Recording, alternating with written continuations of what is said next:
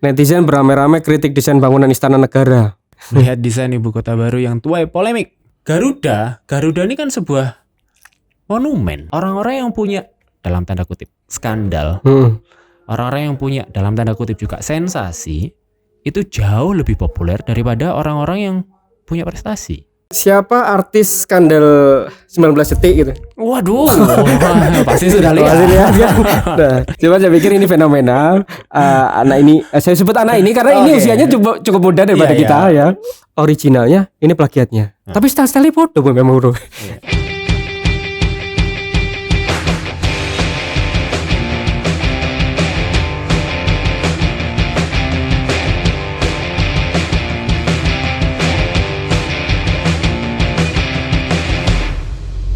Mari kita mulai. Assalamualaikum. Waalaikumsalam warahmatullahi. Afan Hakim. Karena panjangan lagi. Mau dipanjangin juga ada titelnya. Oh, gitu. titel ya. Males. Gak penting ya. Gak penting. Afan ini kini kenal tahun piro ya? Menarik ini. Kita saling mengenal satu sama lain. Mungkin sudah hampir 10 tahun yang lalu ya. 10 tahun yang lalu ya. Berapa sih? Sekarang 2021. 2009. Saya ketika terjebak di Malang yang pulang dari Jakarta. Jadi saya melamar. Saya melamar ke sebuah kantor. Kebetulan kantor Anda.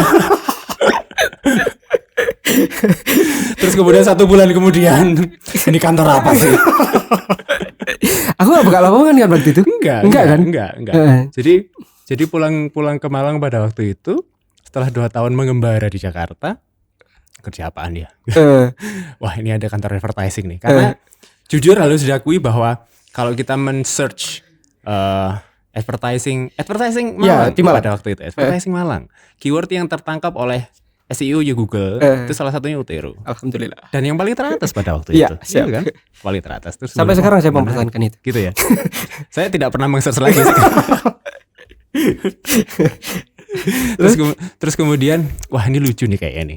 Butuh kayak art director ya. Ya tebak-tebak buah manggis lah. Art director atau kreatif director gitu dia? Kreatif Pak. Kreatif director. Butuh kayak kreatif directornya. Coba kita ngelamar, ketemu dirimu. Terus singkat kata singkat cerita ya diterima lah ya. Terus kemudian 1 bulan saya nggak ngapa-ngapain. Ini beneran nggak butuh kerjaan apa enggak ini? Sama kan nggak ngerti ya ceritanya ya. Iya. Ketika sampai melamar waktu itu, saya ingat betul lamarannya warnanya merah. Oke. Ya. Itu kenapa saya pertama kali exciting melihat lamaran di merah dan saya tidak buka lowongan. Dan di situ lamarannya adalah creative director. Karena aku jujur waktu itu juga gak ngerti-ngerti aman nih advertising gitu. Wah, creative director. Aku searching. Kayaknya keren nih kayak perusahaan kono creative director gitu.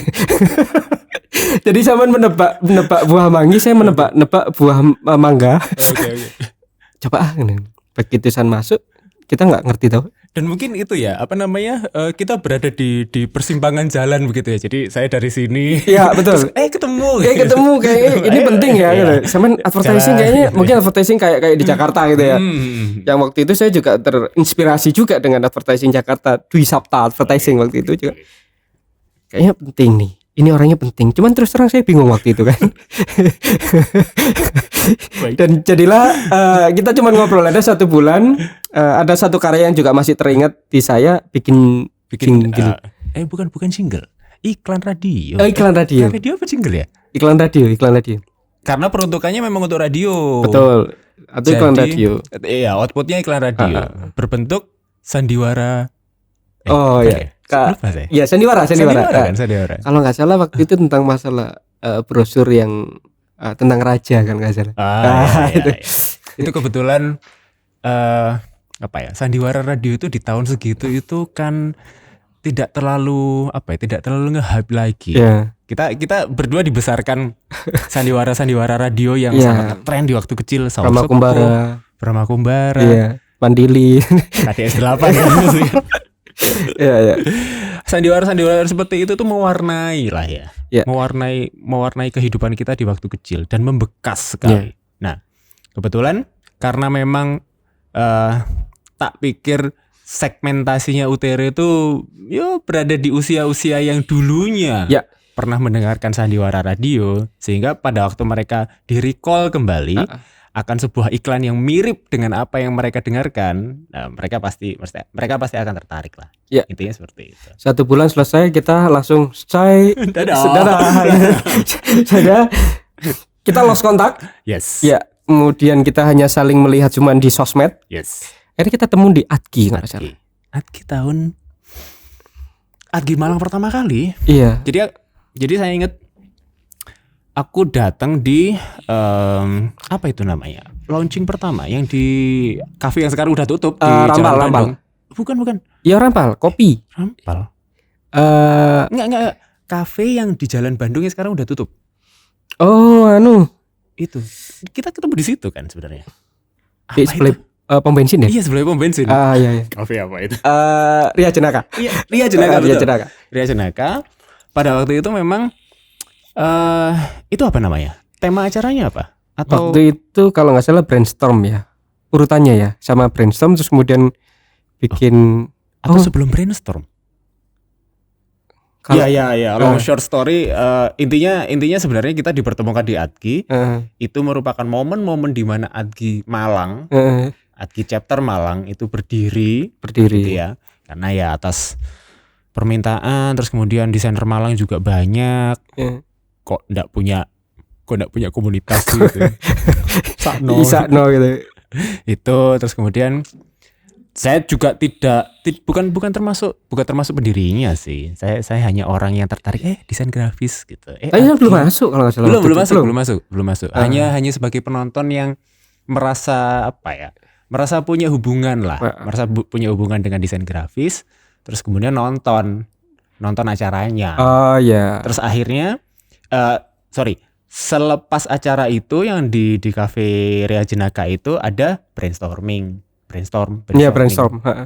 Itu kolaborasi Adgi dengan AM. Dan AM, Asosiasi Periklanan Malang ya. Tuh, terus kemudian sejak saat itu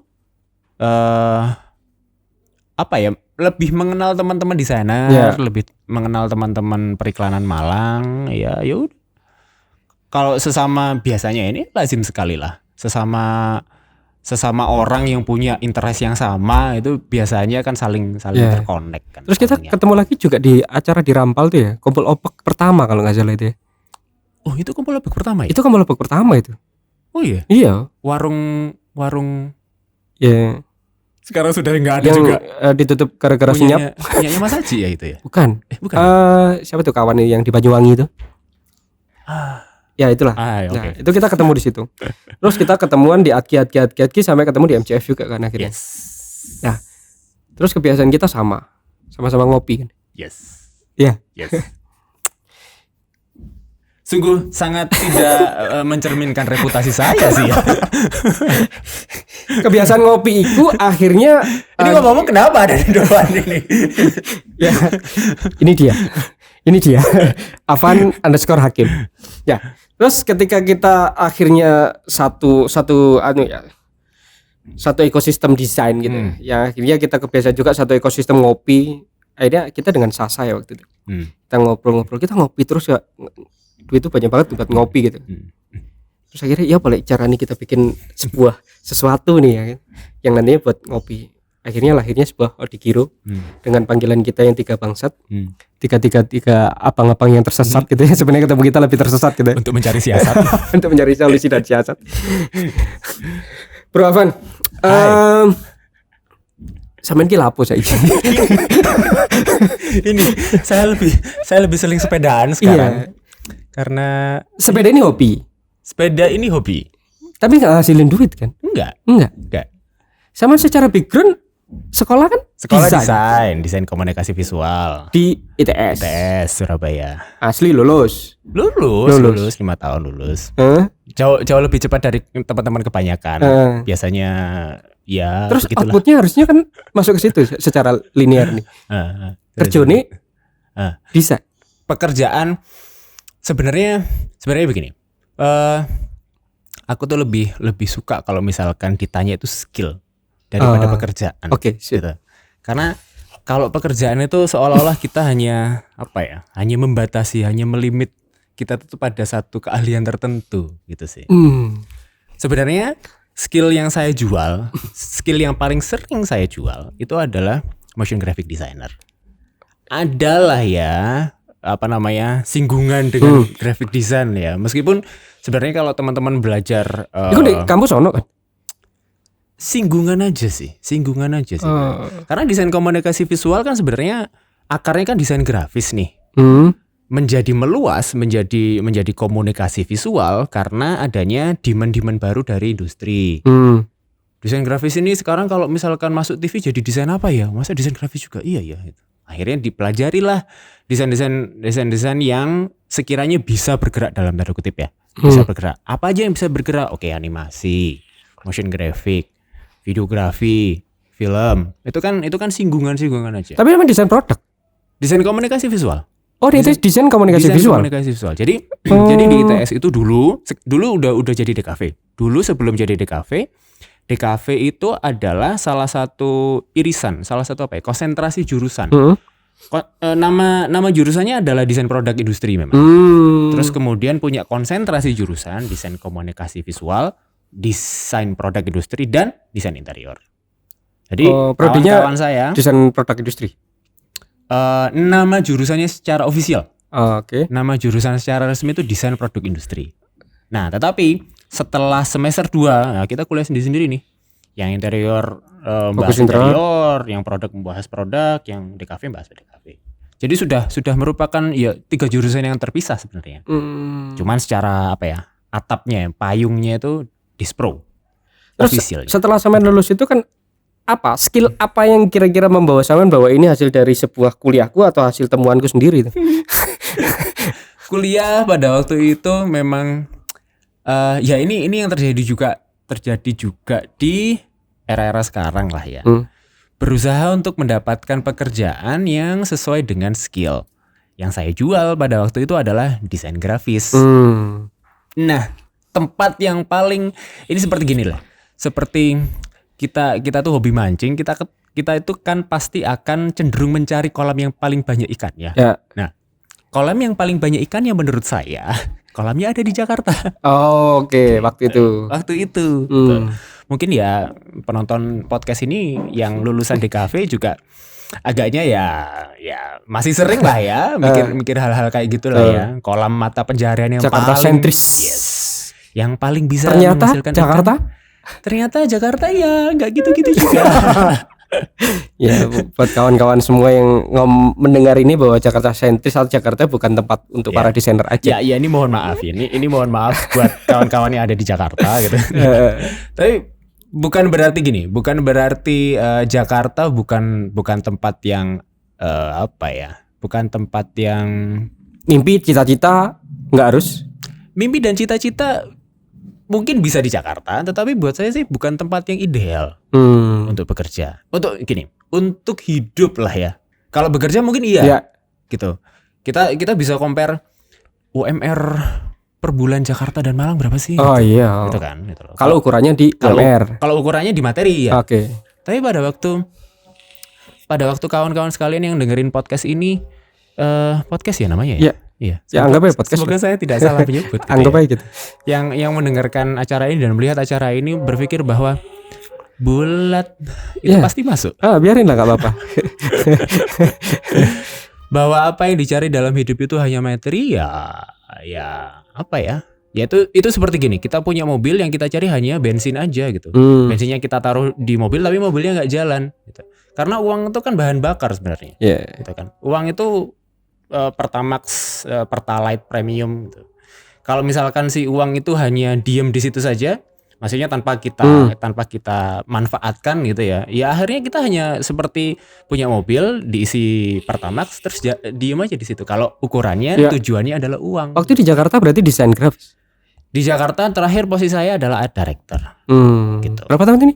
2 tahun. 2 tahun Jakarta. 2 tahun. Cukup bekal untuk pulang ke Malang bahwa ternyata Jakarta enggak sesuai dengan Afan Hakim. Cukup tidak cukup itu relatif lah ya. Cuman pada waktu itu aku berpikir bahwa Jakarta bukanlah tempat yang ideal untuk hidup. Oh, gitu. Ideal untuk hidup itu kesimpulan apapun ya. Itu kesimpulan saya. Hidup itu macam-macam ya berkeluarga, ya punya anak, membesarkan anak segala macam. Itu kenapa terus kemudian tadi saya singgung bahwa untuk bekerja mungkin bisa ideal, untuk mencari uang mungkin bisa ideal, tapi pada waktu kita tidak bisa mempergunakan uang itu atau materi yang kita punya itu secara maksimal, saya nggak bisa waktu yang saya habiskan hanya sebagian besar ada di jalan gitu kan. Berangkat jam 5 pagi pulang bisa jam 8 jam 9 malam. Itu kalau nggak lembur. Kalau lembur bisa sampai pagi gitu kan. Terus macetnya belum gitu kan. Akhirnya ya buat apa juga gitu. Kalau relasi Jakarta dapat? Relasi sempat ada beberapa network gitu ya. Ada beberapa kawan-kawan yang saya maintain komunikasinya setelah keluar dari Jakarta. Ada beberapa project juga yang saya dapat dari kawan-kawan saya itu, dari relasi itu. Cuman kemudian karena di tahun 2010 2011 ya, pada waktu itu ya 2 tahun setelah saya resign dari Jakarta itu, karena keterbatasan jarak juga ya. Industri kita belum siap untuk industri periklanan pada waktu ini ya. Saya bicara dalam perspektif seperti itu. Industri periklanan belum terlalu siap untuk membuat ekosistem yang sifatnya remote gitu, jarak jauh. Saya kan di Malang, terus kawan saya di Jakarta. Terus kemudian kalau misalkan harus ketemu klien gimana? Wah, bingung juga kan gitu loh. Akhirnya ya mau tidak mau mereka akan mencari resource terputus otomatis. Mereka akan mencari resource yang jauh lebih dekat. Gitu. Selesai. Jadi relasi yang di Jakarta bisa dikatakan dari 100% relasi yang itu untuk ngomongin secara project, sekarang sudah selesai. Terus sekarang ini pandemi kan gitu. Kawan-kawan saya terutama itu kan ada bisa dikatakan gini. Aku terbiasa berhubungan dengan orang secara offline. Uma itu sudah terbiasa tidak kumpul dengan manusia. Iya kan? Jadi seolah-olah Saman sudah mengetahui apa yang akan terjadi di depan. Dan Saman sudah bisa dikatakan tidak perlu beradaptasi. Iya gak? Iya, ini tahun gini. Pada waktu saya ingat. Pada waktu saya memulai freelance, itu diingatkan oleh LinkedIn. Jadi kita kan punya profil LinkedIn kan. You are 6 years anniversary in saya nulisnya di LinkedIn itu Afan Hakim Studio. Jadi kemarin tuh saya ngecek, saya nulisnya itu Januari 2015. Berarti sekarang sudah 6 tahun. 6 tahun. 2015. 6 tahun. Iya 6 tahun, betul. 6 tahun 3 bulan sekarang. Iya. Gitu. Jadi karena diingatkan oleh LinkedIn, loh iya ya. Ternyata saya sudah selama itu bekerja secara remote, bekerja secara jarak jauh dengan klien saya yang mostly dari luar negeri gitu loh. Dan itu sebenarnya kalau misalkan ditanya adaptasi atau tidak, ya adaptasi saya selama itu sebenarnya gitu loh. Sepanjang itu. Aku pernah mencari freelancer desain di Malang. Afan Hakim itu masuk di sana. Nah ya? Iya. Wow. Di antara berjibun banyak orang freelancer, Afan tuh ada di sana. Ini saya lupa namanya, tapi saya pernah mencari gitu. Nyata Afan adalah seorang freelancer gitu. Nah, tapi ketika sudah di Jakarta terus ke Utiro yang waktu itu tidak jelas gitu ya. Akhirnya kan pernah bikin usaha sendiri kan gitu. Itu berapa tahun? Dulu pada waktu itu merasa bahwa skill yang tak punya adalah salah satunya adalah film dan videografi. Dulu pada waktu itu bikin satu kantor namanya Kata Pictures. Yang sebenarnya sangat sulit untuk kemudian menjual film making production secara lokal. Kalau misalkan marketnya lokal. Yang paling sering yang paling banyak dan keterbeliannya paling banyak bisa diakses oleh orang-orang biasa retail itu adalah wedding videography. Sehingga masuklah di sana. Masuk ke situ. Sehingga pada waktu itu Kata Pictures specialist in wedding videography. Tapi punya sebuah model film, style film. Pada waktu saya di sana ya. Pada waktu saya di sana. Saman kan foundernya juga tuh waktu itu. Betul. Saya foundernya, salah satu foundernya. Saya memimpikan bahwa film ini jadi apa ya? Jadi puncak produknya, ultimate produknya si PH yang saya bikin ini gitu. Sehingga kami tidak hanya bergantung income-nya, revenue stream-nya lah ya, itu hanya dari wedding videography saja. Iya. Karena kan wedding videography kan seasonal. Iya. Ada musim kawin gitu ya, ada musim tidak kawin ada juga gitu loh. Seperti misalnya bulan Ramadan gitu, sangat jarang sekali. Jadi sangat seasonal. Tapi yang menarik gini, ketika waktu kata picture muncul waktu itu ya, karena kita juga saya juga sama-sama melihat gitu, bahwa ada sebuah pihak yang istilahnya fokus pada sebuah wedding. Saya melihat ini wedding videography yang dia punya sebuah style film. Dan yang lebih keren waktu itu kata picture tuh nggak jual yang murah gitu. Ya. Dan yang posisinya harga di atas 20 juta itu adalah kata picture waktu itu. 20 juta tahun 2010 2011 ya. Dan itu bagi saya adalah sebuah momen di mana ada seseorang pihak yang sedikit idealis atau nggak jelas ini juga memunculkan sebuah nilai yang menggeret yang waktu itu kalau nggak salah 5 jutaan. Ya. Apa yang ada di pikiran Afan Hakim waktu itu? Karena pada waktu itu kita melihat value-nya. Gini, ini akhirnya bercerita tentang hal teknis juga ya. Jadi untuk menciptakan sebuah gambar yang film look pada waktu itu hanya bisa dilakukan dengan piranti atau peralatan yang mendukung. Kenapa kita selalu gini? Kenapa setiap pembuat video itu selalu menginginkan gambar yang film look? Karena menurut sejarahnya film itu diciptakan pertama kali sebelum adanya video ya. Jadi film yang dulu kalau misalkan kita sering pakai kamera film yang ada rollnya itu kan sebenarnya kan film kan.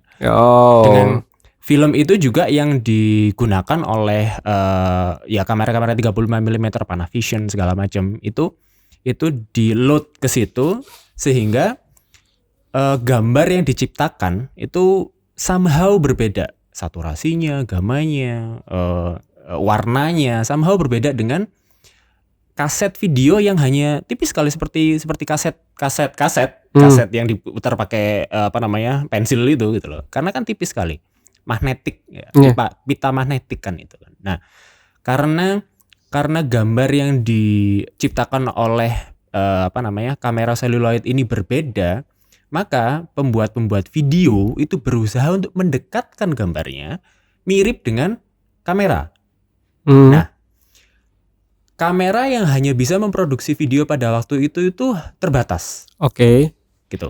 Jadi mini DV, masih ingat lah ya. Mini DV, lensanya nggak bisa diganti. Terus kemudian kasetnya pakai kaset mini DV. Terus kemudian resolusinya masih 4:3 segala macam, bukan 16:9. Ya kita bisa bikin resolusinya 16:9 ditutupin blackboard itu atas bawah. Terus kemudian di color grading segala macam. Tetapi untuk menipu lensa misalkan ya pakai lensa tele gitu ya. Lensa tele itu kan bisa depth of field-nya kan sempit gitu ya. Fokus di depan, background-nya ngeblur. Terus kemudian bisa dirubah, bisa tracking fokus gitu. Itu tidak bisa dilakukan oleh kamera mini DV. Kamera video yang paling populer pada waktu itu. Disiasat itu nggak bisa. Nah, akhirnya kita melakukan siasat. Kita melakukan siasat bagaimana menggabungkan lensa foto dengan kamera video. Gitu. Jadi pada waktu itu thanks to YouTube. Sekali lagi gitu ya. Thanks to YouTube bahwa ternyata kita bisa memasang lensa foto, lensa biasa. Pada waktu itu kamera DSLR sudah ada. Kamera DSLR pada waktu itu karena saya pengguna Canon ya, itu dulu kalau nggak salah era-eranya 40D, 50D, saya lupa. Ya tahun-tahun itu. Saya lupa. Itu terus kemudian kita menemukan sebuah cara gitu ya, long story short lah ya, menemukan cara bagaimana menggabungkan lensa foto dengan kamera mini DV. Bisa. Gitu. Terus kemudian project pertama itu yang kita jual, sehingga secara teknis kalau kita ngelihat gambarnya, wah belakangnya ngeblur ya. Gitu. Terus depannya tajam, padahal pakai mini DV, bukan pakai kamera DSLR. Ganti lensa bisa. Lensa yang kita mau pakai, misalkan pakai lensa pendek gitu, 35 mm gitu, karena butuh lebarnya gitu, itu bisa. pakai lensa tele, pakai yang 200 itu bisa juga. Gitu. Sama waktu kita mau pakai makro dibalik gitu. Itu makro versi orang miskin. Ya. Ya, itu kita dilahirkan di era tahun itu untuk bagaimana menyiasati hal-hal semacam itu. Betul. Ketika kita ngomongin 20 juta tadi, yang lainnya adalah 5 juta. Ada apa di sana gitu?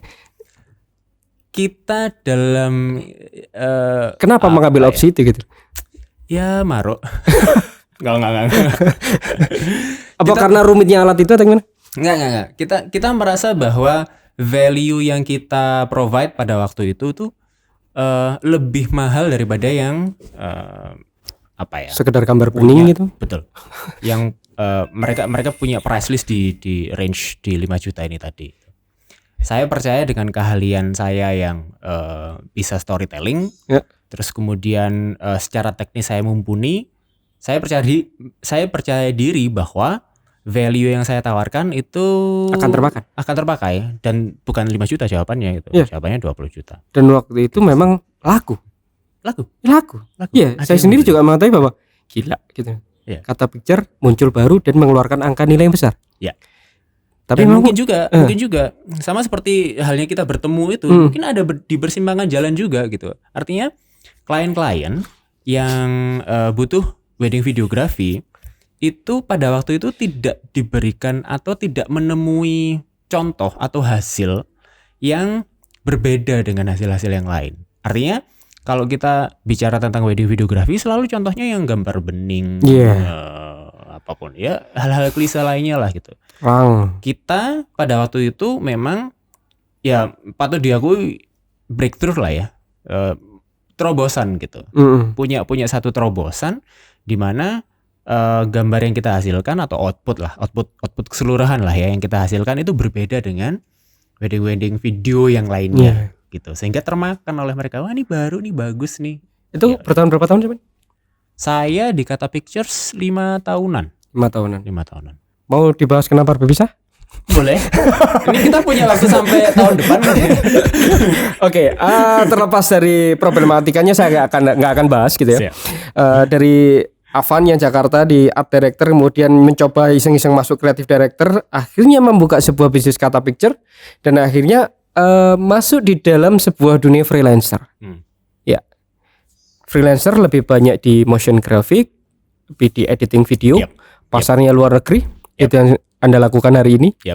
Nah, tapi saya melihatnya bukan di sana ketika kita punya sebuah studio yang selalu ngajak sampean di mana itu tentang masalah design thinking gitu.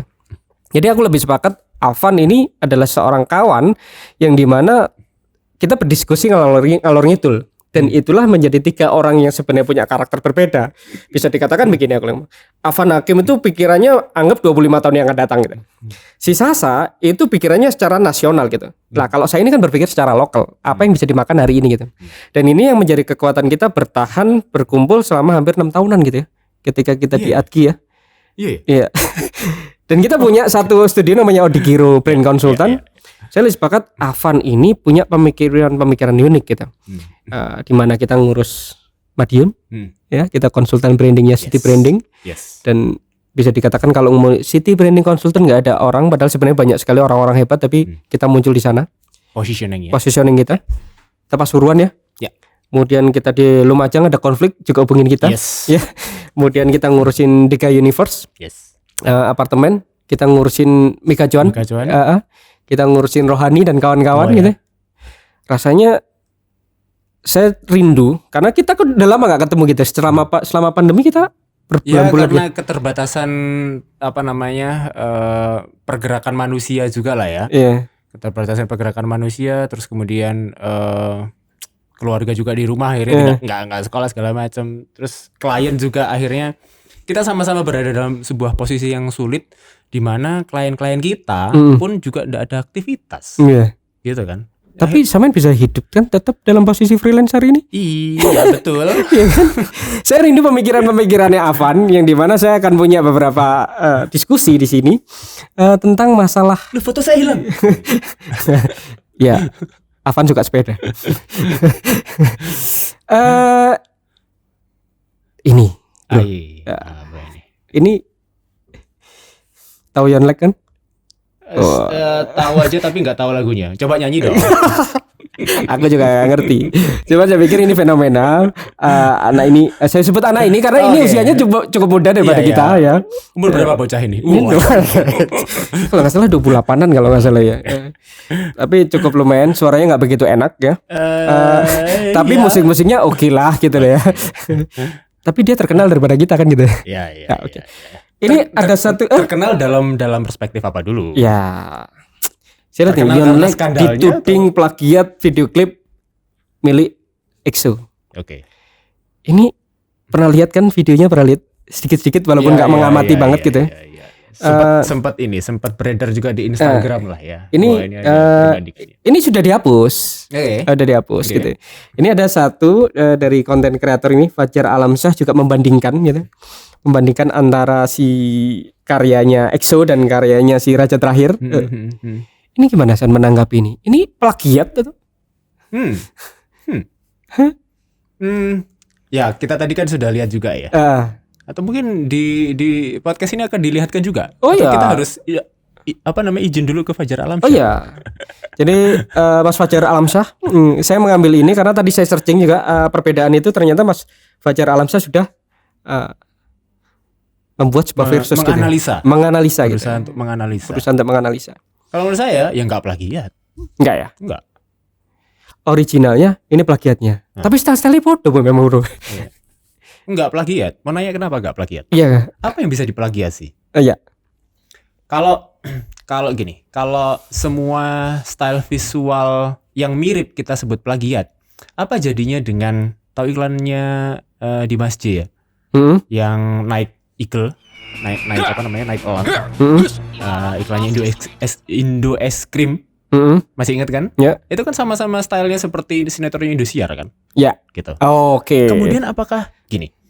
Kalau misalkan kita berusaha untuk mengklaim bahwa Dimas J memplagiasi sinetron Indosiar, kita bisa mengirimkan tuduhan itu nggak ke dia? No, menurut saya enggak. Menurut saya Dimas J terinspirasi gaya-gaya sinetron Indosiar karena apa? Karena yang menonton sinetron Indosiar itu karena yang membeli Indo es krim itu menonton sinetron Indosiar. Jadi seolah-olah merecall gitu ya. Merecall. Menurut saya nggak tahu ini apa maksudnya. Yonglek juga terinspirasi oleh Lelit. Bisa jadi dia mungkin memanggil semua fansnya Lelit K-pop ini untuk nonton Raja Terakhir. Oke. Bisa jadi seperti itu. Karena kalau misalkan Anda orang hukum, tentu saja jauh lebih piawai daripada saya untuk menjelaskan apa itu plagiat atau tidak. Tapi menurut saya ya, hak cipta itu kita berhenti atau gini, hal-hal yang paling terlihat dalam kehak ciptaan seseorang atau kreator segala macam itu pada waktu sudah di manufacturing kan gitu. Pada waktu sudah diproduksi kan. Jadi produksi masalah. Betul. Jadi rumusnya, resepnya itu apa sih gitu. Jadi kalau misalkan sehingga nanti membentuk paten segala macam gitu kan. Jadi yang bisa kita jaga di awalnya itu adalah bagaimana rumusannya kan. Rumusannya membuat desain ini supaya tidak orang lain bisa memakai desain yang sama. Itu kenapa kalau misalkan kita bikin logo misalkan ya, itu kan ada rumusannya kan, ada guideline-nya atau gitu. Grade-nya segala macam yang akan didaftarkan sehingga pada waktu ada orang lain yang mau atau orang lain yang kurang baik gitu ya, ingin kok bagus tak pakai juga nggak bisa. Karena sudah dimiliki lisensinya oleh. Terus kalau sepakat nggak kalau hari ini sebenarnya kita bukan pada era penemu ya. Hari ini kita ada di era modifikasi gitu ya. Dimana beredar sekali informasi di Google, di YouTube segala macam itu seolah-olah kan badai informasi, badai referensi gitu. Kita pernah bahas juga yang masalah plagiasi atau enggak yang di apa? Lumajang kan ya? Lumajang. Iya. Terus tonton videonya di sini. Enggak macam. Bisa. Di sini. Nah, kalau kita ngomongin plagiat gitu ya. Berarti kan kita tadi diskusi tentang masalah era modifikasi. Ya kalau seumumnya saya searching nih buat logo mirip bendera Jepang ini juga akan muncul ya. Nah, kalaupun logo mirip gitu ya. Mirip dengan apa? Coba kita searching gitu ya. Logo mirip gitu aja. Nah, ini pun juga seperti ini ya. Sama dengan kasusnya ini ya. Jadi ketika kita ngomong Yonglek itu bukan ya. Ini bukan plagiat ya. Bukan menurut saya. Ini gini, ini tentang perkara bagaimana fans-fansnya siapa? Saya juga tidak. Bukan fansnya ini. Ini ya, EXO nih ya. Ya, EXO. Lead-nya itu adalah judul lagunya. Ya. Lay-nya siapa? Lay-nya itu ya. Lay, apa? Penyanyinya. Oke. Ini hanya kesensitivitasan si fans Lay EXO untuk membela idolanya. Ya. Yang menurut saya juga nggak salah kan, karena begini. Karena kalau misalnya nih saya punya idola nih gitu, pemain bola deh siapa? Alessandro Del Piero misalkan, lawas ya. Apa Christian Bautista? Bautista nyenyong gitu. Oh, nyanyi. Saya ngefans sama Del Piero gitu. Terus kemudian Del Piero itu ada orang lain yang fansnya siapa? Inzaghi. Lawas juga. Apa namanya, protes gitu. Del Piero itu apa sih gitu. Tadi yang mampu menciptakan para pembela-pembela kan? Iya. Ya.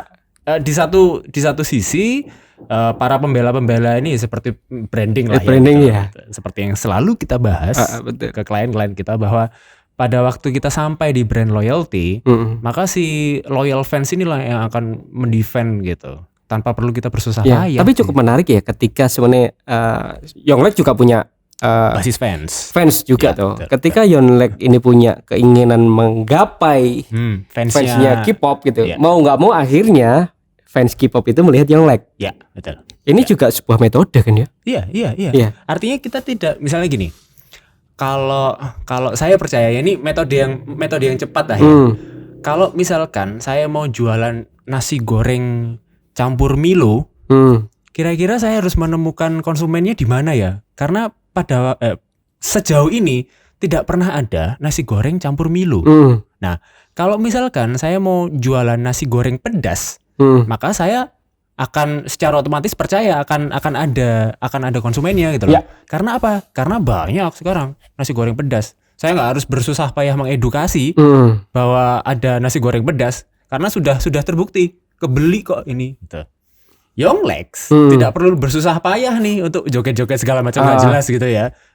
Tiru aja nih. Saya terinspirasi kok dari Lay ini. Terus secara proses juga susah banget loh, Bro. Ya ini susah sih. Iya kan? Bahkan niru tuh susah loh. Susah gitu loh. Niru tuh susah. Jadi mengambil sebuah angle dengan tampilan background itu kan juga bikin tuh. Iya, ini ya production value-nya juga. Kalaupun bisa dikatakan plagiat Bondo lah, Bro ya. Ya, gitulah ya. Atau gini, masih mending disebut plagiat bukan KW gitu kan. Karena kalau palsu jelas kelihatan, wah nih print-printannya jelek banget. Iya. Gitu kan. Iya kan? Oke. Yonglek keren. Saya mau bikin sebuah nasi goreng Milo, kayaknya menarik juga. Nasi goreng Milo. Ya apa? Ada yang beli nggak kira-kira? Ada lah pasti. Kita cari ya. Paling enggak kalau nggak ada yang beli, nyoba lah orang-orang. Terus kita hilang gitu ya. Gak enak, ya sudah selesai gitu ya. Cuman 3 bulan dok kita ambil 100.000 orang gitu ya. Ya sudah cukup. Seminggu aja Pak. Padahal aku milihnya kayak mesusi beras dok. Oke. Yonglek lewat gitu ya. Wah, kita punya banyak kasus ini. Ini kayak Dewa Kipas juga lagi rame, Bro. Waduh. Ini sepertinya kan kita juga lagi bahas tuh metode-metode nih ya. Ini bisa jadi satu metode-metode gitu ya. The Queen Gambit Dewa Kipas saat catur ada di topik teratas. Ini dari kompas.com. Nah, ini sampai muncul meme-memean gini, Bro. Ini mana yang paling diuntungkan gitu, Bro? Sebuah pola ini gitu. Sering lah ya. Satunya dapat 200 juta. Satunya 100 juta. 100 juta untung. Yang satunya dapat advertise. Dari Kobuser dapat advertise. Dapat Tokopedia, Ini Percasi, saya percaya juga komentatornya. Si Chelsea siapa? Itu keren. Akhirnya juga naik gitu ya. KM Susanto juga naik juga. Kayak ini sebuah pola influencer ini juga sekarang lagi nggak bisa ditinggalkan ya. Ini kementerian juga gitu loh sekarang. Ayo influencer bilang nih wisata Indonesia lewat influencer. Tapi ini menunjukkan sebuah ilustrasi. Kalau ada beberapa pakar-pakar lah ya. ada beberapa expert yang menilai bahwa nanti saya jatuhnya ke sana. Ini adalah sebuah era di mana kita masuk dalam sebuah era yang kejatuhan para pakar, death of expertise. Jadi orang-orang populer di masa kini itu dibesarkan oleh massa. Instead of keilmuan. Gitu. Ya. Kita gini. Ilmuwannya kita posisikan di Iren misalkan. Iren Sukandar. Master. Gitu. Dia punya ilmu, dia punya pengalaman, dia punya reputasi, jam terbangnya tinggi. Terus kemudian reputasi tersebut dibuktikan dengan dia pernah menang ini itu di luar negeri, internasional. Bahkan dia atlet timnas juga kan untuk di catur gitu. Sedangkan Pak Dewa Kipas sopo mau jenengi? Iya, ini jualan burung kalau nggak salah. Gitu ya? Kalau nggak salah ya. Nah, Pak Dewa Kipas ini mungkin anaknya kalau nggak salah saya pernah sempat baca bapak saya ini dulu mantan atlet turnamen. Turnamennya di mana kan maksudnya kita tidak bisa meng-cross check. Gitu loh. Kita tidak bisa meng-cross check turnamen apa, kelasnya sebesar apa, reputasinya sejauh apa, ini akan adzan, gitu kan? Terus kemudian si anaknya percaya bahwa dia bisa mengalahkan seseorang yang apa ya, yang punya reputasi di chess.com gitu ya. Karena kan si Gotham Chess ini kan dia punya pengalaman dan rating di chess.com yang tercatat. Betul. Nah, Pak Dewa Kipas ini itu pengalamannya dipercaya sedikit, tetapi ratingnya langsung cepat naik kan gitu loh. Itu yang kemudian orang berpikir bahwa dia menggunakan bantuan robot gitu kan, bantuan bot untuk memenangkan setiap pertarungannya itu tadi. Nah, ketidakterimaan si anaknya Pak Dewa Kipas ini memberikan memberikan dampak yang sangat besar di internet, di Reddit kalau nggak salah, Reddit pada waktu itu, reddit.com pada waktu itu, sehingga mereka terbelah gitu pendapatnya, jadi dua gitu. Satu percaya bahwa ini adalah sebuah mutiara yang tidak pernah ditemukan oleh percasi gitu ya. Narasinya talenta tersembunyi gitu, talenta tersembunyi yang tidak pernah ditemukan oleh Indonesia, yang sebenarnya punya skill gitu. Tapi yang satu sisi lagi percaya bahwa kayaknya ada indikasi kecurangan juga deh. Ada indikasi dia pakai bantuan deh, artificial intelligence deh gitu. Nah, dengan adanya narasi bahwa ini adalah mutiara yang tersembunyi, dan beberapa netizen percaya bahwa ada saja orang seperti ini, itu menjadikan dia populer gitu. Jadinya kalau misalkan gini, itu kenapa akhirnya this is the era of death of expertise. Karena orang-orang populer ini itu akan terkenal, orang-orang seperti ini ya, orang-orang yang punya basis massa, at the end secara instan punya basis massa yang sangat kuat, itu jauh lebih cepat populer daripada orang yang punya ilmu. Orang-orang yang punya dalam tanda kutip skandal, orang-orang yang punya dalam tanda kutip juga sensasi, itu jauh lebih populer daripada orang-orang yang punya prestasi. Ya. Gitu. Siapa juara pingpong tahun 2008 gitu? Waduh. Gak kenal kan ya? Siapa artis skandal 19 detik gitu? Waduh. Pasti sudah lihat. Kan? Nah, itu salah satu hal yang dimana orang yang punya prestasi lebih tenggelam daripada seorang yang punya skandal kan? Iya. Tapi ada nggak yang dikorbankan dari ini secara aku lengkarin fenomena ya. Ini catur juga, ini menarik juga loh. Percasi orang-orang pengen belajar catur. Ya, kita sudah sering membahas bahwa bad news leads a good exposure. Ya. Berita-berita buruk itu biasanya punya exposure yang tinggi gitu. Exposure. Tapi catur, apa harus begitu ya? Nah, sopankah begitu? Iya, apalagi dengan plus 62 ini kan cukup kuat ya, netizen mah benar gitu ya. Iya. Haruskah semua berita itu dijadikan skandal? Ya, meskipun kita bisa pahami gitu. Sampai sejauh ini memang berita-berita skandal, berita sensasional seperti itu punya rating yang tinggi, exposure yang tinggi. Betul. Waktu kita ngomongin Malang, Malang beautiful Malang. Malang. Beautiful. Apakah benar-benar beautiful gitu? Itu rasanya juga akhirnya rating kita naik. Iya. Kita ngomong di Tiga Bangsat ngomongin Arema itu nggak harus biru, Malang itu juga naik. Iya. Apa harus demikian nih, bro? Nah, entahlah. Atau mungkin memang formulanya adalah gini, orang-orang itu cenderung lebih suka berita itu yang kontroversi, gitu. Kontroversinya bisa negatif, bisa positif ya, gitu. Ini kontroversi yang positif karena narasinya ada mutiara yang tersembunyi nih. Gitu. Oke, berarti ini banyak hal yang diuntungkan. Deddy Corbuzier diuntungkan. Pak Dadang juga diuntungkan. Iren diuntungkan. Percasi diuntungkan. Tidak ada yang dirugikan kan? Nggak ada yang dirugikan. Nggak ada. Cuman begini, jika model-model seperti ini itu diduplikasi, diduplikasi di industri-industri yang lain misalnya, kita akan sering menemui orang-orang yang terkenal karena sensasi daripada orang-orang yang terkenal karena prestasi. Ini kan gorengannya Deddy. Iya, ya begitulah. Artinya begini, orang-orang yang secara ekspertis mungkin tidak layak, tapi dengan alasan dia terkenal saja maka dia terus kemudian ke blow up gitu loh. Gitu. Sehingga mungkin kita bisa apalagi game-game online yang bisa kita mainkan di handphone ya selain catur ya. Mungkin kita PUBG. bisa PUBG. Mungkin ada siapa atlet e-sport yang tidak terkenal dulunya tiba-tiba mengalahkan bisa aja seperti itu gitu loh. Karena didukung oleh netizen plus 62 gitu kan, dan kekuatan netizen Indonesia seperti kita tahu ya, akun Microsoft aja tumbang gitu. Di close, maksudnya bukan tumbang, maksudnya di close kolom komentarnya. Jadi kita bisa melihat seberapa strongnya, kuatnya gitu lambe-lambe Indonesia ini. Ya, saya pikir kalau Deddy ini pinter banget ya.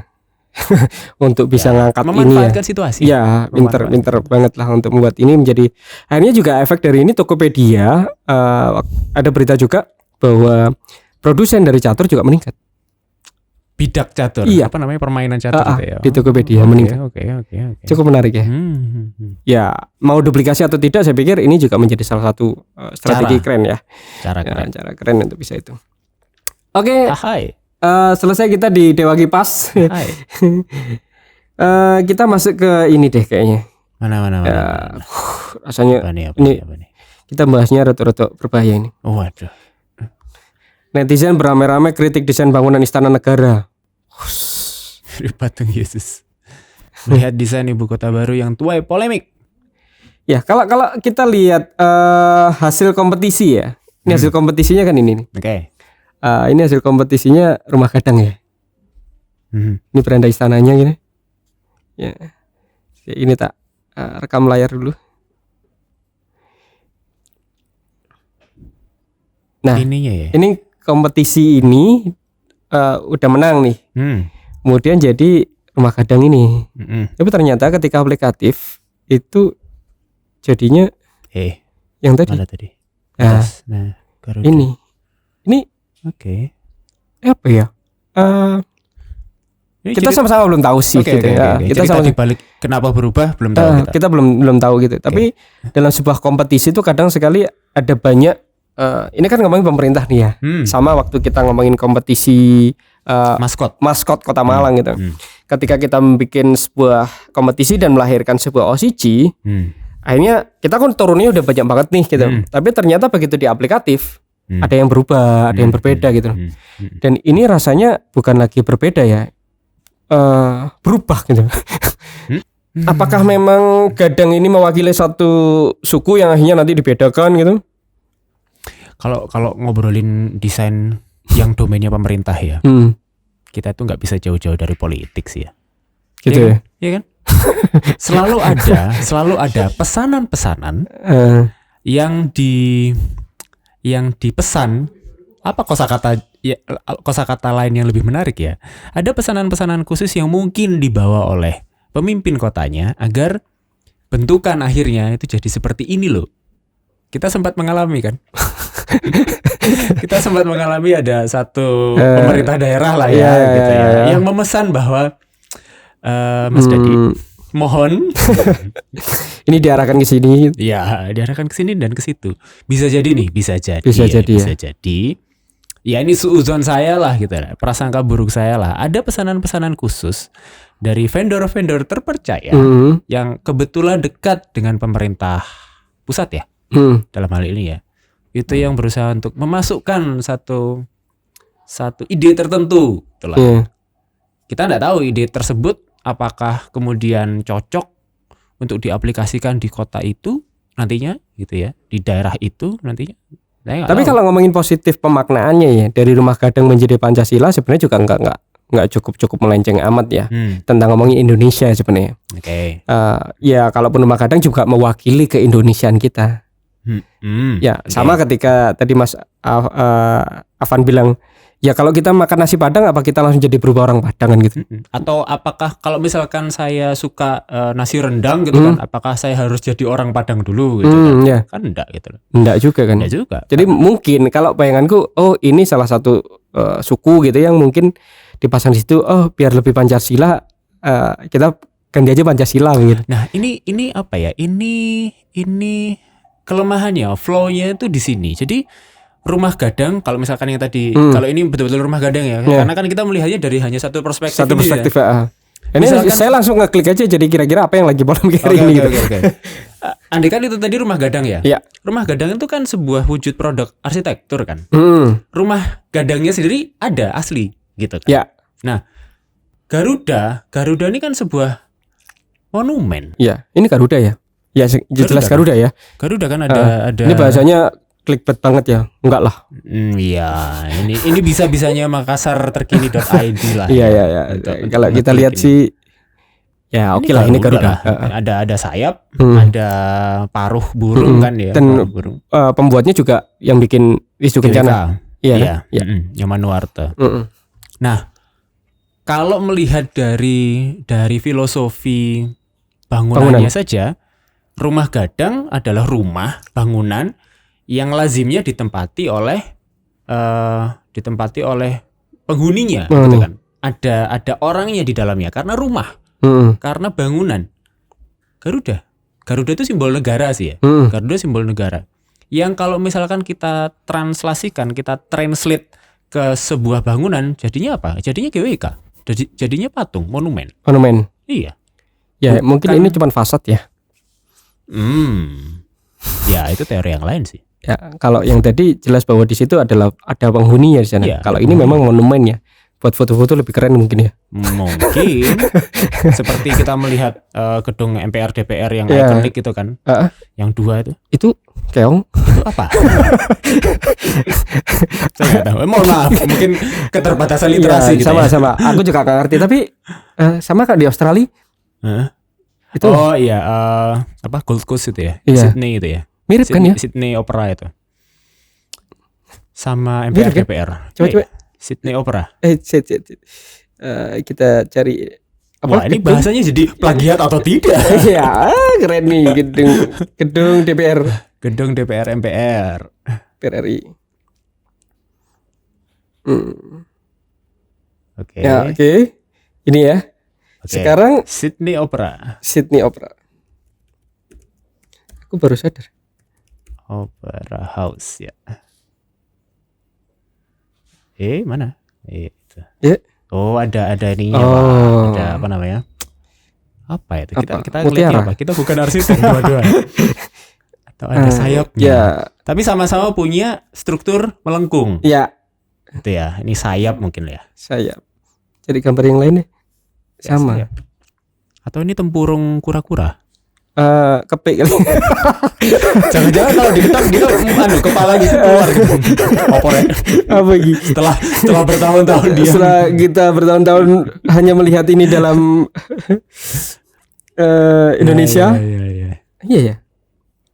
Ada struktur-struktur yang kemudian diaplikasikan gitu, yang melengkung seperti ini. Saya secara teknis juga tidak tahu bagaimana bikinnya ya. Cuman ya ini salah satu bangunan-bangunan ikonik kan gitu. Iya. Di zaman itu kayaknya bareng-barengan lah gitu ya. Iya. Oke. Dan memang filosofinya atau tujuannya menjadi sebuah bangunan. Gitu kan. Kalau yang ini tadi ini monumen ya. Monumen. Jadi semacam fasadnya aja depan gitu. Similar dengan misalkan gini, patung Liberty deh, gitu. Itu kan sebenarnya monumen. Bisa sih kita masuk ke patung Liberty-nya, tapi kan bukan untuk ditinggali. Okay. Istana negara, istana nih ya. Ini definisi apa ya, literaturnya sajalah ya. Istana berarti punya raja dan ratu kan gitu. Punya bawahan-bawahan. Berarti kan raja dan ratu ini lazimnya kan tinggal di istana, ditinggali oleh penghuninya. Mereka tidak tinggal di GWK kan gitu. Iya. Ini mohon maaf. Ini hanya sebagai ini apa ya? Ini perspektif saya saja dalam menyikapi ya, dalam melihat polemik ini gitu. Gitu. Itu sih. Terus kalau dari sisi perancang atau pemenang kompetisinya, kira perasaannya gimana coba ya? Nggak tahu deh. Pak Nyoman Nuarta ini memenangi kompetisi ini? Oh enggak, ini kompetisinya kan kompetisi desain untuk istananya, bro. Ini kan kompetisi, ini hasil kompetisi. Oke. Nah, ini hasil kompetisi yang sudah didesain. Kemudian salah satunya adalah rumah gadang itu di dalam tampilan itu. Terus kemudian berubah menjadi ini, Garuda, bro. Yang kebetulan akan didesain oleh Pak Nyoman Nuarta. Iya. Kalau Pak Nyoman sih istilahnya sebagai dia keren banget. Dia keren banget. Pesan tolong gambarin ini Garuda gitu. Ya, bisa jadi Pak Nyoman memang tidak tahu apa-apa. Beliau ya itu tadi ya. Beliau dipeseni. Ya. Pak Nyoman, ini dong desain apa namanya burung Garuda buat Istana Negara nih. Ya iya, namanya juga seniman kan. Ya. Dia mendesain sesuai dengan keahliannya dia gitu. Tapi yang tidak kita tahu ternyata dia desain Garuda itu menggantikan si rumah gadang tadi. Kalau saya sebagai desainernya ya itu tadi. Kasusnya seperti ada salah satu pemimpin daerah yang meminta kita untuk mengganti warnanya karena warnanya tidak sesuai dengan partainya. Iya. Iya, kalau kita ngomongin tentang pelaku industri kreatif ya, aku bikin bangga dengan kawan-kawan aku yang menang gitu. Aku yang menang, ternyata begitu dipasang kita nggak dipakai. Warnanya berubah Warnanya berubah sunan gitu. Iya. Jauh banget ya. Kasihan ya kita ya. Karena harusnya warnanya, waduh sensitif kalau bahas warna ya. Oke, satu ini. lagi, ada satu hal yang cukup keren yang hari ini lagi rame di Twitter juga, tentang Burger King lagi. Oke. Ini kayaknya keren banget agensinya ya. Ini agensi kan? Ya. Iya, mestinya sih agensi. Yang setelah kemarin dia mengucapkan mohon maaf apa dan segala macam. Suruh belanja di McDonald's. KFC dan kawan-kawan. Dan dia mengeluarkan sebuah tweet keren juga nih. Ini pasti akan banyak orang ingin tahu apa gitu artinya gitu. Women's belong in the kitchen. Ya, setiap wanita itu harusnya di dapur gitu. Yes. Dapur, sumur, kasur gitu. Yes. Tersinggung, bro. Ini sebagai pria apa sebagai wanita? Oke, sebagai wanita. Iyalah. Iyalah. Ibu kita Kartini emansipasi, bro. Betul. Karena buat wanita-wanita yang hanya membaca tweet ini saja itu akan merasa bahwa kok siapa kamu berhak mengatur hidupku gitu. Aku wanita karir. Yes. Aku harus keluar dari rumah. Saya bos loh ini. Saya nggak harus di dapur. Segala macam gitu. Kacau nggak? Tinggal kurir. Kacau apa keren ini, bro? Kacau kalau dilihatnya dari sini. Dari sini. Terus kemudian ada sebuah trik juga, entah trik apa ya. Kita cuma membaca gitu. Sebenarnya menganalisa atau membaca ya. Atau kita juga sama-sama belajar gitu. Okay. Dan ternyata dia menguatkan juga dengan ini loh alasanku gitu loh. If they want to, of course, yet only 20% of chef are women. Hanya 20%. Hanya 20% wanita chef. Itu yang jadi chef gitu ternyata. Harusnya kamu wanita itu di dapur, tapi kenapa kamu cuma 20% gitu loh? Ya. Atau gini, seharusnya wanita punya posisi yang jauh atau punya porsi yang jauh lebih banyak daripada hanya 20%. Harusnya. Jadi dia mengangkat sebuah fenomena bahwa janganlah laki-laki. Iya. Kalau wanita itu keren di dapur gitu. Seperti kasus gini juga. Ada ilustrasi bahwa aktor-aktor wanita di Hollywood itu bayarannya jauh lebih sedikit daripada aktor pria. Aktor wanita di Hollywood itu bayarannya jauh lebih sedikit daripada aktor pria. Padahal mereka sama-sama menjadi main cast-nya, pemeran utama gitu. Saya nggak tahu di Indonesia apakah ilustrasi tersebut sama gitu. Tapi kalau di Hollywood makin tua makin mahal ya, bro. Kalau prianya iya. Aku pernah membaca juga kalau di Hollywood memang semakin tua pemerannya itu semakin mahal. Kalau di Indonesia semakin tua makin nggak laku. Dari situ saja kita bisa memaknai bahwa ada ketidaksetaraan ya dalam hal gaji.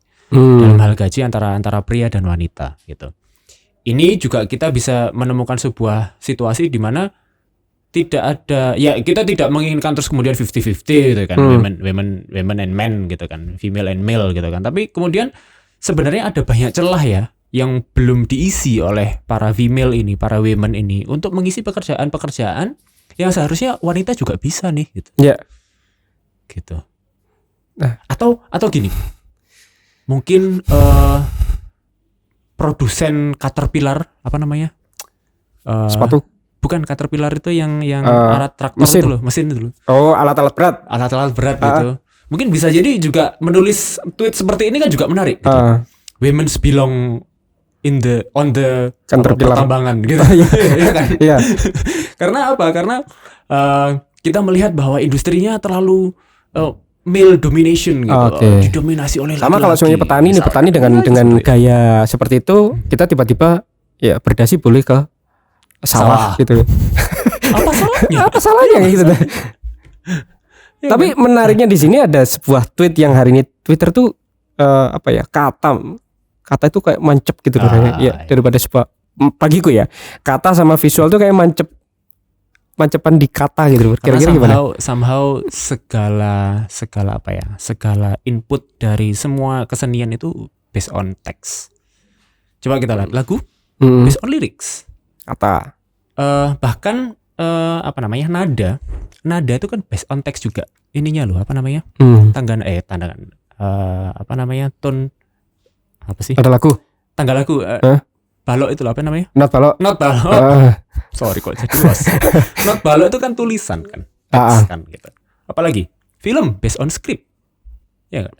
Terus apalagi banyak desain based on sketsa, based on teks juga. Kita kalau misalkan mau merancang sebuah kampanye periklanan atau kampanye desain, atau kita ngulas tentang brand guideline aja deh, kita kan pasti kan tentang narasi, riset, story. Sama kejadian waktu pasang billboard itu yang tulisan desainer udah pulang semua, itu billboardnya siapa itu? Desainer sudah pulang semua. Dia hanya menulis sebuah teks tulisan gitu dengan tulisan tangan gitu. Maaf, desainer saya lagi pulang semua. Oke. Terus dibutuhkan graphic designer itu ya. Duh, saya lupa. Lupa saya. Oke, next. Itu saya lupa. Tapi rasanya ketika kita ngomongin teks itu ada sesuatu fenomena yang cukup rupanya akan ke depan ini bisa lebih menarik ya. Masa depan visual gitu lebih tergeser di kata kira-kira? Enggak juga sih, ya? Tapi mereka berdua kalau menurut saya sih saling membantu. Cuman memang teks itu menjadi awal mula segala sesuatu kalau menurut saya. Hancuk kan langsung wis. Maksudmu apa? Kilo maksudku. Hancuk gua ada teman saya. Oh iya mantap. Cuk, maksudmu apa? Kak dia maksud apa?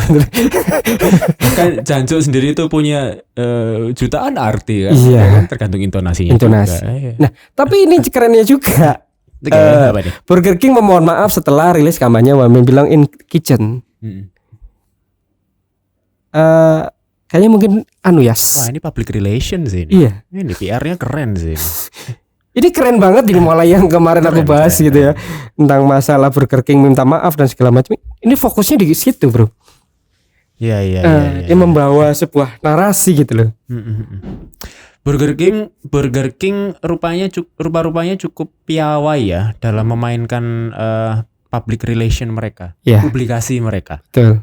Mereka pintar sekali, mereka pandai sekali dalam menciptakan publikasi yang dibicarakan oleh orang lain gitu. Jadi mereka nggak repot-repot ngiklan yang Betul. Jadi fokusnya adalah netizen gitu loh nantinya. Yes. Persepsi netizen. Karena dia munculkan ini bro, King Her. Oke. Burger King Her beasiswa kan itu ya, maksudnya ya. Dan surat terbuka yang berarti dia melaunch satu program beasiswa untuk perempuan. Biar ada banyak chef perempuan yang bekerja di dapur. Keren. Bisa jadi itu sebelum dirancang, itu muncul karena netizen, kemudian dirancang gitu. Kalau saya sih Burger King terlalu cerdas untuk melakukan untuk melakukan blunder lah ya. Gitu. Maksudnya ini memang didesain sedemikian rupa agar menciptakan cuitan-cuitan dari netizen, sehingga pada waktu cuitan-cuitan itu muncul, nah ini yang kita harapin nih. Muncul beasiswa. Jadi kita sepakat bahwa bahwa branding itu kan bukan logo, bro. Branding bukan logo. Bukan logo kan. Branding juga bukan packaging kan. Yes. Ya, ini juga bagian dari branding. Betul. Jadi kalau orang-orang brandingmu gak keren, brandingmu gak boys, desainnya gak apik, salah nggak? Ya kalau menghadapi orang-orang kayak gitu diamini saja. Gitu. Aku gara-gara brandingnya sama ternyata penjualanku gak laku gitu. Ya. Masih terlalu sempit untuk menilai demikian. Kita sebut mereka itu apa, bro? Kita sebut mereka sebagai sumber uang. Aduh. Saya nggak tahu, tapi buat buat mereka yang kemudian merasa bahwa bisnis itu parameternya hanya dari desain saja, yang masih menilai bahwa bisnis itu hanya akan sukses jika desain saya bagus, ya mungkin perlu melebarkan pandangan lah ya. Mereka juga bisa jadi kayak gini, desainnya udah bagus nih, terus kemudian kantornya udah bagus nih, ternyata satpam depan kantor yang judes misalnya. Masuk parkir, siapa nih? Ini nggak boleh, ini punya bos saya nih. Padahal kamu, misalnya. Itu juga bagian dari branding. Nah. Yang mungkin bosnya nggak tahu kalau satpamnya judes gitu kan, karena setiap kali dia lewat, Pak. Aku mau ke situ karena satpamnya baik. Nah, pada waktu gini, setiap kali kita ke bank dan kita mau melakukan transaksi keuangan, yang nyebut kita pertama kali kan satpam. Dan dia paham banget, bro. Nah. Meskipun sedikit ya. Bisa dibantu, Pak, Bu? Iya, saya mau bikin apa nih? Sesuatu lah gitu. Oh iya, nanti ambil form ini gitu kan. Nanti langsung ke teller ini, langsung ke nunggu di sini ini antriannya. Dia tahu gitu. Meskipun sedikit. Tetapi cara perlakuan satpam itu membuat kita merasa nyaman berada di bank itu. Kita dimanusiakan gitu. Kita dimanusiakan. Bukan yang Pak parkirnya sebelah situ, Pak. Nanti ini. Pak mau kesini kemana? Nggak tahu, tanya aja situ. Sama juga tukang parkir di depan warung juga demikian harusnya. Jadi yang rapi, yang bersih, gitu ya. Terus yang sopan, karena itu pintu pertama kali masuk kita gitu. Betul. Bahkan Alfamart dan Indomaret itu pembeli minimarket Alfamart dan Indomaret ya, itu cenderung akan memilih minimarket yang tidak ada tukang parkirnya. Iya, Indomaret. Padahal sebenarnya parkir gratis kan. Kalau Alfamart ada tukang parkirnya. Oh, Alfamart ada ya memang? Ada tukang parkirnya. Indomaret itu nggak ada tukang parkirnya. Bebas parkir karena dia pajak. Bukan sebutannya pajak sama retribusi apa gitu ya. Jadi itu dibedakan, sebenarnya mereka itu masuknya harusnya pajak semua. Bukan daripada membayar Rp2.000 untuk motor dan Rp3.000 untuk mobil, saya milih minimarket yang tidak ada tukang parkirnya. Jadi kita harus sampaikan nih sama kawan-kawan bahwa kalau ngobrol sama kita bukan ngomongin tentang logo, bukan ngomongin tentang sebuah itu bagian kecil banget. Itu porsi kecil. Kita bisa kan bikin kayak gini-gini, Bro? Bisa banget. Ini tergantung kliennya cukup gila atau tidak. Kalau kliennya nggak ngerti maksud kita ya percuma juga kita kasih ini. Ngapain juga? Nggak nyambung. Agaknya mungkin buat kawan-kawan yang berbisnis dan ingin melebarkan yang beranggapan bahwa digital branding atau branding activity itu hanya sebatas penampilan yang menarik saja, mungkin harus berpikir ulang. Betul. 2 kali, ribuan kali bahwa branding itu bisa dimulai dari atau pintu masuk branding itu bisa dimulai dari mana saja. Ya, gitu kan. Tampilan memang salah satu parameter ya, salah satu aspek yang menjadikan bahwa oke, sedap dipandang loh, cantik loh, ganteng loh, tapi ganteng-ganteng judes ada juga. Itu masih awal karena saja. Branding itu banyak banget, salah satunya dilakukan oleh ini. Yes. Ngapain dia? Ini kenapa muncul lagi nih? Ngapain dia di sini? Jadi aku sepakat bahwa Avan sebenarnya bukan motion graphic saja, bukan desainer saja, tapi Avan Hakim adalah pesepeda. Ya. Dan dia adalah kawan saya untuk berdiskusi sesuatu yang seperti tadi. Ya. Thank you, Avan. Pleasure. Semoga kita akan ketemu lagi dengan ngobrol yang lebih rumit lagi. Ya. Dan semoga yang mendengarkan ini tidak menjadi ruwet. Tapi target saya seperti itu, bro. Gitu ya. Salam ruwet ya. Salam ruwet. Ya, ruwet. Sasa tadi yang nggak bisa ngobrol sama kita, dalam kita 3 bangsat nggak punya konten gitu. Oke. Ya, semoga ini mengisi sedikit ruang kekosongan kawan-kawan yang pingin rindu dengan Avan. Thank you. Pleasure. Assalamualaikum. Waalaikumsalam warahmatullahi. Ya, jadi itu kontroversial. Roll. Gak nyambung sih. Aku masih berusaha untuk mengingat kembali. Ya, jadi netizen ini menyukai semua yang kontroversial. Apa di close? Pedot ya?